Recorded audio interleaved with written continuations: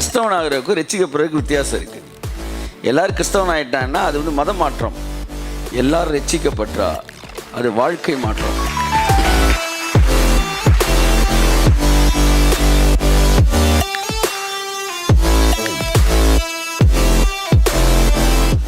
இந்த உலகத்தில் கெட்டவங்க யாருமே கிடையாதுன்னு. என்ன ஆண்டவர் இப்படி சொல்றீங்கன்னு? ஆமாம், நல்லவன் எவனுமே இல்லைல்ல. நல்லவன் இருந்தால் தானே கெட்டவன். நல்லவனே இல்லைன்னும் போது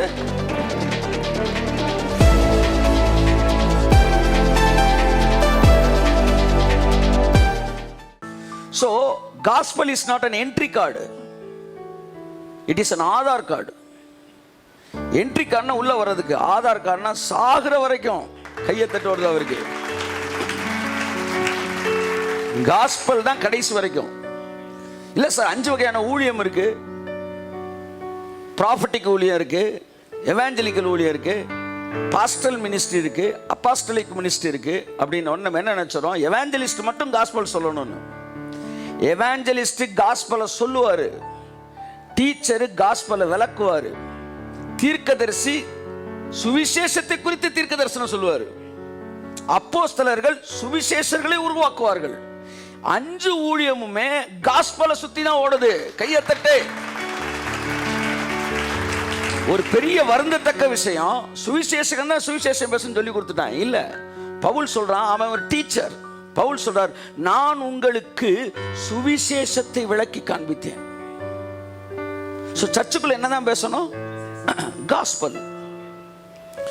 காஸ்பல்னா நீங்க என்ன நினைச்சுக்கிட்டு இருக்கீங்க? கடவுளை பத்தி தெரியாதவங்களுக்கு சொல்றது இல்ல. காஸ்பல்ன்றது கடவுளை பற்றிய செய்தி அல்ல, கடவுள் செஞ்ச வேலையை பற்றிய செய்தி.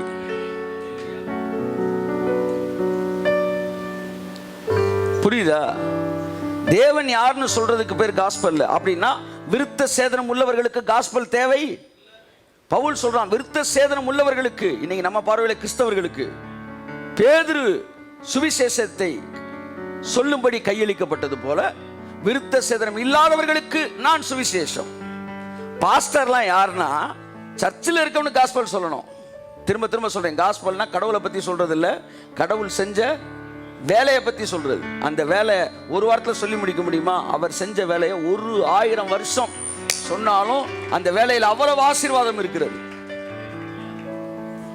The work of God, it is called gospel. கடவுளை பத்தி யூதர்களுக்கு அறிமுகப்படுத்த வேண்டிய அவசியம் இல்லை, ஏனென்றால் அவர்களுக்கு ஏற்கனவே கடவுளை தெரியும். கடவுள் செய்த வேலையை பத்தி அவனுக்கு தெரியாது. கையத்துட்டு கடவுள் செஞ்ச வேலை தெரியாது.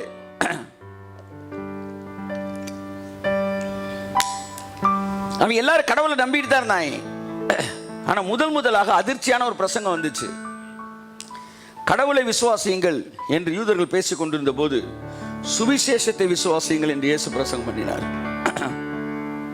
மார்க் 1:15 வாசிப்போம். காலம் நிறைவேறிற்று, தேவனுடைய ராஜ்யம் சமீபமாயிற்று, மனம் திரும்பி சுவிசேஷத்தை விசுவாசியுங்கள் என்றார். ஹல்லேலூயா. மனம் திரும்பி எதை விசுவாசிக்கணும்? ஹலோ, நீங்க கடவுளை விசுவாசிக்கிறீங்கன்னு எனக்கு தெரியும். ஆனா பைபிள் சொல்லுது, நீ சுவிசேஷத்தை விசுவாசி. கிருபையை நம்பாதவங்க எல்லாம் அவங்களுக்கு பேர் விசுவாசி, அவங்களுக்கு பேரும் விசுவாசி. ஏன் விசுவாசினா அவங்க வந்து கடவுளை விசுவாசிச்சுக்கிட்டு இருக்கிறாங்க. பெந்தேகோஸ்தே சர்ச்சு கடவுளை விசுவாசிக்குது, கிருபையோ சுவிசேஷத்தை விசுவாசிக்குது. நல்லா தான் தப்புனா. Believe the gospel. What is the gospel? The gospel is God has finished everything for me and you. உனக்கும் எனக்கும் செய்ய வேண்டிய எல்லா வேலைகளையும் கிறிஸ்து சிலுவையிலே செய்து முடித்தார் என்பதே சுவிசேஷமாக இருக்கிறது. அந்த சுவிசேஷத்தை நாங்கள் விசுவாசிக்கிறோம். ஆகையால் நாங்கள் நீதிமான்கள் என்பதை நாங்கள் விசுவாசிக்கிறோம். நாங்கள் நீதிமான் என்பதை உணர்கிறோம். நாங்கள் சுகமாக்கப்பட்டோம் என்று விசுவாசிக்கிறோம். ஆகையால் சுகமாக்கப்பட்டதை நாங்கள் உணர்கிறோம்.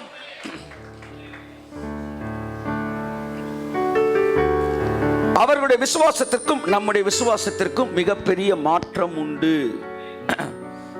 அது தேவனை விசுவாசிக்கிற விசுவாசம். இது தேவன் செய்த வேலையை விசுவாசிக்கிற விசுவாசம். இயேசுவின் பிரசங்கம் என்ன விசுவாசி இல்ல, நான் செய்ய போற வேலையை விசுவாசி. மக்கள் கடவுளை நம்புவார்கள், ஆனால் கடவுள் செய்த வேலையைத்தான் அவர்கள் நம்ப முடியவில்லை. ஷூவை மாட்டிட்டு வாடான்னு சொல்ற கடவுள் அவங்களுக்கு தெரியும். ஷூவை மாட்டாம நீங்க திணறிட்டு இருக்கும்போது உட்கார்ந்து ஷூவை மாட்டி விடுற கடவுள் அவனுக்கு தெரியாது. அதை அவர்களால் ஏற்றுக்கொள்ள முடியவில்லை. அந்த அன்பை, பாவத்தில் இருக்கிறவனையும் நேசிக்கிற நேசத்தை அவர்களால் புரிய முடியவில்லை. ஆகையால் அவர்கள் பரிசேயர்கள் என்று அழைக்கப்பட்டார்கள். இன்னைக்கு பரிசேயர்கள் இருக்காங்களா? இருக்காங்க. நிறைய பாஸ்டர்மார் பரிசேயர்களாக தான் இருக்காங்க. பரிசேயன்னா அவங்க வந்து பெர்த் சர்டிஃபிகேட்டில் போட்ட பேரா பரிசேயன்னு?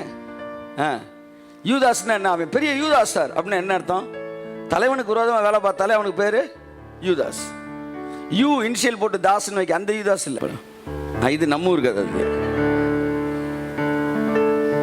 புரூட்டஸ்.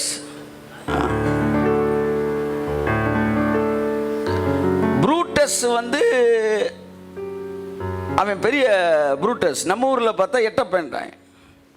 ஊருக்கு ஒருத்தன் பேர் இருக்கு. இவங்களாம் யாருன்னா வந்து பிறக்கும் போதே அந்த பேர் கிடையாது. பிறக்கும் போதே நல்ல பேரோட தான் பிறக்கிறான். இந்த வேலையை செஞ்சாலும் அந்த பேர். அப்போ வேலைகளின் அடிப்படையில் பேர் வைக்கப்படுகிறது. இயேசு கிறிஸ்துவின் பாசத்தை நேசத்தை ஏற்றுக்க மாட்டோம் அப்படின்னு சொன்னால் அவங்க பேர் பரிசேயர்கள். நீங்கள் ஓவரா வந்து கடவுள் வந்து பாவிகளை நேசிக்கிறேன்னு சொல்றீங்க. நான் கேட்டேன், கடவுளுடைய நேசத்தை நீங்கள் புரிஞ்சுக்கணும்னு விரும்புனீங்கன்னா உங்களுக்கு ஒரு குவாலிஃபிகேஷன் தேவை. என்ன சார்? நீங்கள் பாவியாக இருக்கணும்னு. கடவுளுக்கு ஃப்ரெண்டாக இருக்க எத்தனை பேர் விரும்புறீங்க? நீங்களாம் பாவியாக இருக்கணும். ஏன்னா அவர் பாவிகளின் சிநேகிதன். ஏற்றுக்க மாட்டேன். ஆமாம், வசனத்தை சொல்லி ஏற்றுக்க முடியல. இதுக்கு பேர் தான் வந்து பரிசேயத்துவம். இதை வந்து அப்படியே உடைக்கணும். இயேசு நாமத்தை டைனமைட் வச்சு உடைக்கணும். கர்த்தருடைய வார்த்தை வல்ல சம்மட்டி. பைபிள் சொல்லுது அவர் பாவிகளின் சிநேகிதர். அல்லேலூயா சொல்லுங்க. ஆமென். நீங்க நம்மளாம் என் ஃப்ரெண்டா இருக்கோம்னா நம்மளாம் பாவியா இருந்தாலும் ஃப்ரெண்டா இருக்கலாம். பல விஷயங்களை நம்ம நாமாவே செஞ்சுக்கிட்டு தான் இருக்கிறோம். பாவம் செய்தவன் நீதிமானாய் மாறுவது எப்படி? தன் பாவ பழக்க வழக்கங்களை விட்டு விட்டால் அவன் நீதிமானாய் மாறுகிறான் என்பதை நமக்கு சொல்லிக் கொடுக்கப்பட்டது. சிகரெட் குடிச்சுக்கிட்டு இருந்தார் சார், சிகரெட் குடிக்க நிப்பாட்டிட்டார் சார், அவர் நீதிமானாயிட்டார். ஆனால் பைபிள் சொல்லுது தன் விசுவாசத்தினாலே நாம் நீதிமானாக்கப்படுகிறோம். அப்ப பாவி ஒருத்தன் எப்படி நீதிமானாகிறது? இயேசு என் பாவத்தை மன்னிச்சுட்டான்னு விசுவாசிக்கிற பாருங்க, நீதிமானாயிட்டான். இன்னைக்கு காலையில் எந்திரிச்ச உடனே நீங்க நீதிமான் உணரணும்னா என்ன செய்யணும்? பாவரிக்க ஜெபம் பண்ணணுமா? நீங்க நீதிமான் உணரணும் என்ன செய்யணும்? நீதிமான் ஆகிறது எப்படின்னு பைபிள்ல பார்க்கணும். பைபிள் சொல்லுது விசுவாசத்தினாலே நீதிமான்கள் ஆக்கப்படுகிறீர்கள். அப்ப காலையில் எந்திரிச்ச உடனே என்ன செய்யணும்? விசுவாசிக்கணும். கையை தட்டு. என்ன விசுவாசிக்கணும்? நான் நீதிமானா இருக்கிறேன், என்னுடைய பாவங்கள் மன்னிக்கப்பட்டு இருக்கிறது. என்னைக்கு காலையில எந்திரிச்சு ஜெபிக்கிறதுக்கு முன்னாடியே நீ நீதிமான் உணர்றியோ அன்னைக்கு தான் கிருபையின் பூரண ஆசீர்வாதத்தை நீ அனுபவிக்க ஆரம்பித்திருக்கிறாய். ஜெபிச்ச பிறகு நீதிமானாகிற பரவாயில்ல, உனக்கு செகண்ட் பிரைஸ் தான். ஜெபிக்கிறதுக்கு முன்னாடியே நான் நீதிமான் ஆகணும் நீங்க நினைச்சிட்டீங்கன்னா உடனே விசுவாசிக்கணும். எப்பெல்லாம் நீங்க பாவின்னு உணர்றீங்களோ அப்பெல்லாம் நீங்க நீதிமான் உணரணும்னா ஒன்னே ஒன்று செய்யணும், நீங்க இயேசு செஞ்சதை விசுவாசிக்கணும். இல்லையா சொல்லுங்க, புரியுதா நான் சொல்றது உங்களுக்கு? இல்ல சார் ஜெபம் செஞ்சாதான் சார் பாவம் மன்னிக்கப்படும், விசுவாசத்தை தான் பாவம் மன்னிக்கப்படும். பைபிள் சொல்லுது விசுவாசமுள்ள ஜெபம் பிணியாளிகளை இரட்சிக்கும். அவன் பாவம் செய்தவனானால் இவன் விசுவாசத்தோட அவனுக்கு ஜெபிக்கிறனால அவன் பாவம் செய்தவனானாலும் அது அவனுக்கு மன்னிக்கப்படும். நிறைய பேர் ஜெபம் பண்ணி சொல்லுவாங்க அவருடைய பரம்பரை பாவங்க, அதனாலதான் எங்களால் ஜெபம் பண்ண முடியலன்னா. விசுவாசம் இருந்துச்சுன்னா அவனே பாவம் செஞ்சாலும் உன் பாவத்தை மட்டும் விசுவாசம் பண்ணிக்காதான், அவன் பாவத்தையும் பண்ணிக்குமா.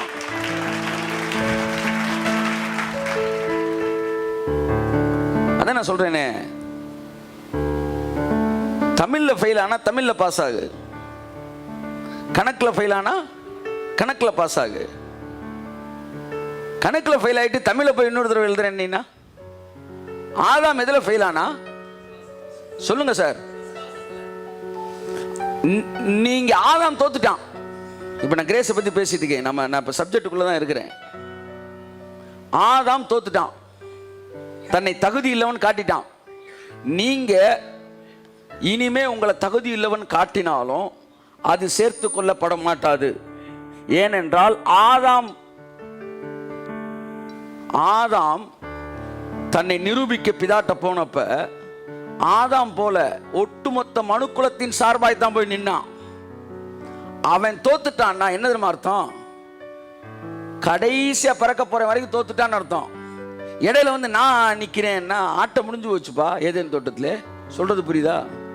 இந்தியா சார்பாக 12 பேர் விளையாட போறாங்க கிரிக்கெட்ல, வேர்ல்டு கப்பு, தோத்துட்டாங்க. அப்படின்னா என்னங்க அர்த்தம்? இந்தியாவே தோத்துருச்சு.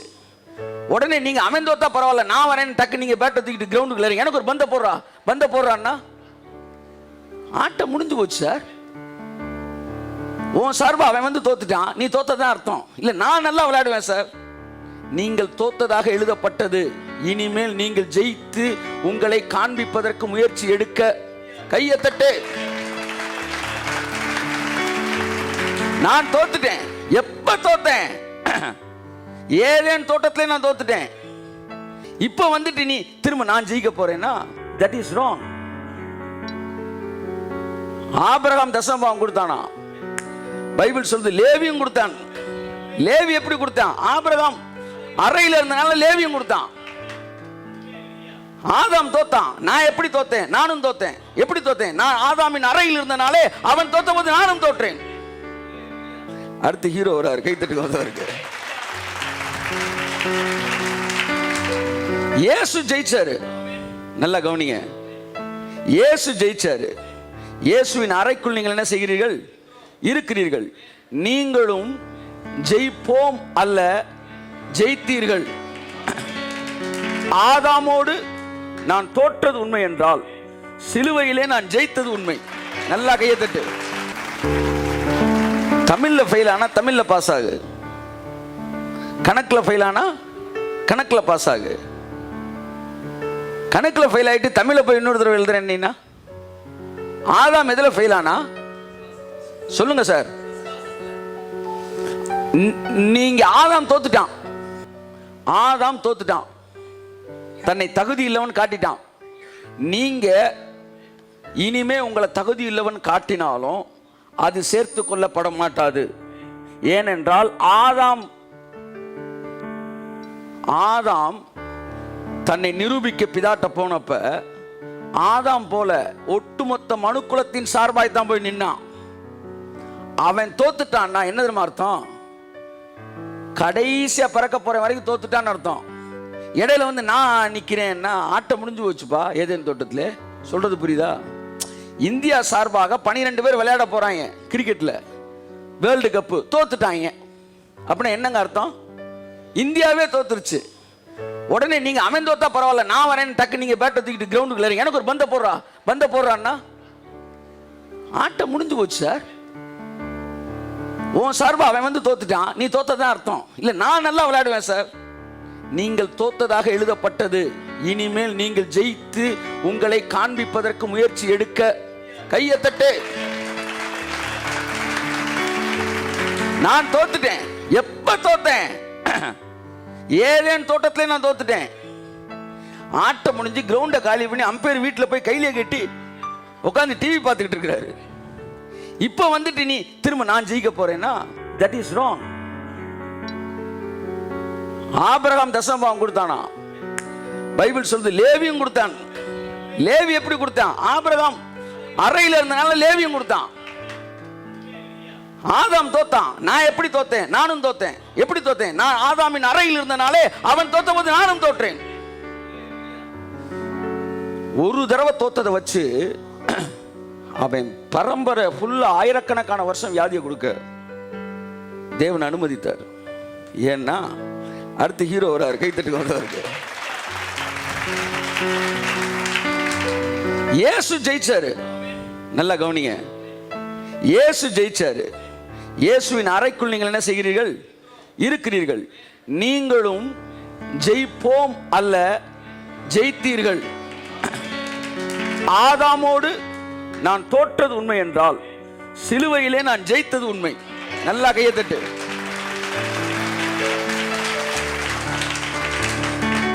மனதை திடப்படுத்திக் கொள்ளுங்கள். ஆதாம் பாவம் செய்த பிறகு அந்த சாபம் பரம்பரைகளுக்கு வந்தது, ஆயிரம் ஆயிரம் சந்ததிக்கு வந்தது. நான் நீதி செய்கிறவனா இருந்தாலும் அந்த நீதியை அந்த பாவம் என்ன செஞ்சிச்சு? அடிச்சிச்சு.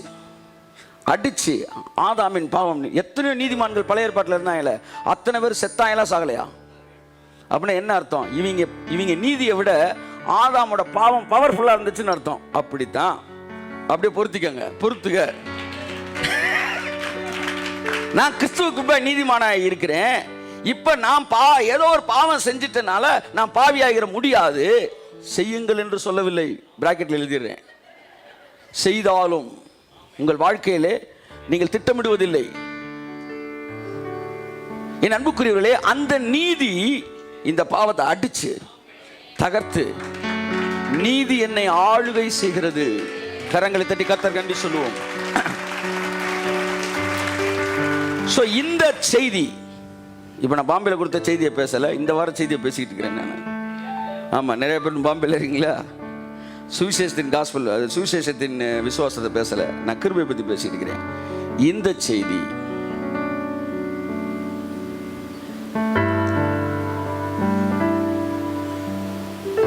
மனிதர்களுக்கு அருவருப்பானது,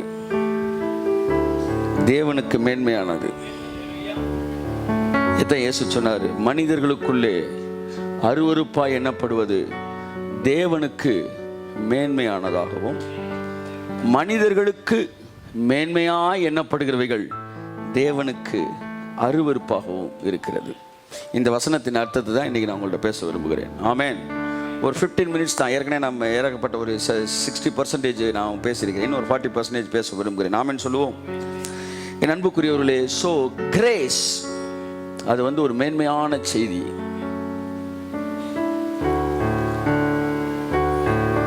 அதை நீங்க தேவனுடைய இடத்துல இருந்து பார்த்தீங்கன்னா தான் அதனுடைய மேன்மை தெரியும். மனிதனுடைய பார்வையில் பார்த்தா அது மேன்மையா தெரியாது. இப்ப நான் பேசுவோம், எப்படி மேன்மையானது அருவருப்பாக்கப்படுகிறது, அருவருப்பானது மேன்மை எண்ணப்படுகிறது. Amen. Hallelujah. Praise God. Grace, கிருபை உங்களை தேவனிடத்தில் கொண்டு செல்கிறது. ஆமென். கிருபை உங்களை அன்பினிடத்தில் கொண்டு செல்கிறது. நான் இந்த ஆவியானவருடைய கைடன்ஸை பற்றி இந்த நாளில் the words connected with grace, grace connected words, அந்த டேர்ம்ஸ்னு சில விஷயங்கள் நான் உங்கள்கிட்ட வருகிற நாட்களை பேச விரும்புகிறேன். ஏன்னா அந்த உணர்வின் பூரண நிச்சயம் உங்களுக்கு குறையும் என்றால் மறுபடியும் அந்த உணர்வை நீங்கள் கிறிஸ்துவுக்குள் மன்னிக்கப்பட்ட அறிவல்ல, மன்னிக்கப்பட்ட உணர்வு உங்களுக்குள் இருக்க வேண்டியதாக இருக்கு. இயேசு கிறிஸ்துவின் ரத்தம் சிந்தப்பட்டதினாலே பிதா உங்கள் மீது அன்பாகவில்லை, பிதா உங்கள் மீது அன்பாய் இருந்ததினால் இயேசுவின் ரத்தத்தை சிந்தினார். பாவம் தேவனை உங்களை விட்டு பிரிக்கவில்லை, உங்களைத்தான் தேவனை விட்டு பிரித்தது. பழத்தை தின்ற பிறகு தேவன் தோட்டத்துக்கு வராமலாம் இல்ல, தேவன் தோட்டத்துக்கு வந்தாரு. அப்படின்னா என்ன அர்த்தம்? அவன் செஞ்ச தப்பு தேவனை பிரிக்கல, ஆனா அவனை பிரிச்சிச்சு. அப்ப இயேசு ஏன் வந்தாரு? தேவனை சேர்க்கிறதுக்கு இல்ல, ஒன்ன சேர்க்கிறதுக்கு. அன்பு பழைய ஏற்பாட்டில் இருந்துச்சு, கிருபை தான் புதிய ஏற்பாட்டில் வருது. கிருபை எதுக்கு வருது? அந்த அன்பு இருந்தும் பழைய ஏற்பாட்டில் யாரும் என்ஜாய் பண்ணல. ஏன்னா அவனுக்குள்ள குற்ற உணர்வு இருந்தது. ஆக உன்னுடைய குற்ற உணர்வை போக்குவதுதான் கிருபையின் முதல் வேலை. நான் கிருபைக்குள் இருக்கிறேன் என்று சொல்லிவிட்டு நீ குற்ற உணர்வில் இருப்பாயானால் இன்னும் கிரேஸை கம்ப்ளீட்டா வேலை பார்க்க விடலன்னு அர்த்தம். If I am in grace means I have good conscience. அதான் அர்த்தம். Not sin conscious but son conscious. ஆமென். ஆகவே கிருபை உங்களைத்தான் விடுதலையாக்கி தேவனை இருக்கிற மாதிரியே காட்டுது. இல்லை சார், மனதிலே சத்துருக்களாய் இருந்த உங்களை, மனதிலே சத்துருக்களாய் இருந்த உங்களை சத்ருவா தான் இருந்தார். தேவன் சத்ருவா இல்ல, உன் மனசுல நீ சத்ருவா நினைச்சுக்கிட்டு இருந்த. அல்லேலூயா சொல்லுங்க. ஆமா, சில நாய்க்குட்டிகளை நீங்க தடவி கொடுக்கணும் போனாலும் அது என்ன செய்யும்? ரிவர்ஸ்லேயே போகும். அந்த நாய்க்குள்ள இருக்கிற அந்த பய உணர்ச்சி உங்க அன்பை நீங்க என்ன செய்ய முடியல? காட்ட முடியல. இயேசுவின் ரத்தம் உங்களை டெலிவர் பண்ணுது. டெலிவர் பண்ண உடனே சா இதுதான் கடவுளா, இன்னைக்கு நீங்க மாறிட்டீங்களா? இல்லை, நேத்தே நான் உன்னை நேசிச்சேன். இயேசு வந்தனால நேசிச்சிங்களா? இல்லைடா, உன்னை நேசிச்சதுனால தான் இயேசுவை அனுப்புனேன். கையை தட்டு. இஃப் யூ ஆர் அண்டர் கிரேஸ்னா இந்த உலகம் என்ன எப்படி பேசிருச்சு? அப்படி இருக்கவே இருக்காது. அதான் சொன்னேன்ல, இந்த உலகம் தகுதியின் அடிப்படையிலே எல்லாவற்றையும் தருகிறது. புரியுதா உங்களுக்கு? ரெண்டு உலகம் இருக்குங்க. அந்தகார இருளில் இருந்து ஆச்சரியமான ஒளிக்கு தேவன் நம்மை அழைத்து வந்தார். ஸோ இருள்ல இருந்து உங்களை விடுதலை ஆக்கிட்டாருன்னா என்னங்க அர்த்தம்? இன்னும் இருட்டுக்குள்ள உட்காந்துருந்தீங்களா? அந்தகார இருளில் இருந்து ஆச்சரியமான ஒளிக்கு உங்களை அழைத்தார். ஒளினா என்ன அப்படின்னு நீங்க, இருள்னா என்னன்னு தெரிஞ்சுக்கணும்னா ஒளினா என்ன நீங்க தெரிஞ்சுக்கணும். ஒளிக்கு வந்தார், ஒளிக்கு அழைத்து வந்தார். ஒளிக்கு அழைத்து வந்தார் என்ன அர்த்தம்? 1 யோவான் சொல்லுகிறது, அன்பிலே இருக்கிறவன் ஒளியிலே இருக்கிறான். ஒளியின் உலகத்திற்கு கூட்டிட்டு வந்தார் என்ன அர்த்தம்? the world of love, அன்பின் உலகத்திற்கு அழைத்து வந்தார். இந்த உலகம் வேறு, தேவனுடைய உலகம் வேறு. இந்த உலகம் சகலத்தையும் தகுதியின் அடிப்படையில் தருகிறது. +2ல நீ தகுதியா இருந்தா எங்க போற? மெடிக்கல் போக முடியாது, நீட்டுக்கு போற. நீட்ல தகுதியானா டாக்டர்கிட்ட போற, டாக்டர் மெடிக்கல் காலேஜுக்கு போற. மெடிக்கல் காலேஜுக்கு தகுதி ஆயிட்டினா, தகுதியானா தான் டாக்டர் ஆகுற. ஆமா, பேப்பரை வச்சு டாக்டர் ஆக முடியாது. அப்ப இந்த உலகம் எல்லாமே தகுதியின் அடிப்படையில் கொடுக்கிறது. தேவனுடைய உலகம் எல்லாவற்றையும் அன்பின் அடிப்படையிலே தருகிறது. கையை தட்டு.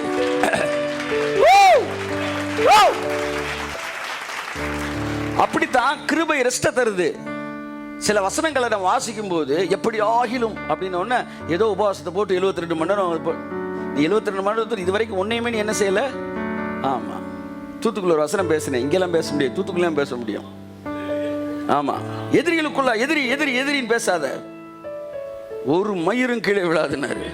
நான் சொல்லல, ஏசு நான் வசனத்தான் பேசுறேன், நான் வசனத்தை மாற்றி பேச மாட்டேன். அதனால் பேசினார், பேசின வசனம் அப்படியே பேசுறேன். எதிரி எதிரி எதிரி மனசில் வந்தவனா உடனே ஒரு வசனத்தை நீ அறிக்கணும். என்ன வசனம் சொல்லுங்க? ஓ, இயேசுவோட நீ நீதிமான்களா? அவர் பேசிட்டார்ல ஒரு வசனம், அப்போ நீ பேசு.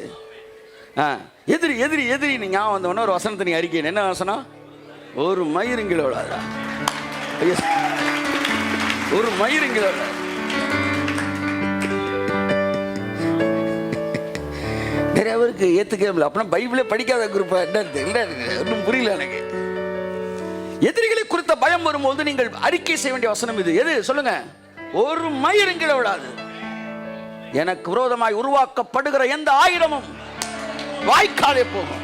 ஒரு மயிருங்கில விடாது. ஆமா, கிளிப்பிங்ஸ்ல வருது இது. உன் பிள்ளைக்கு என்ன பேசல தர?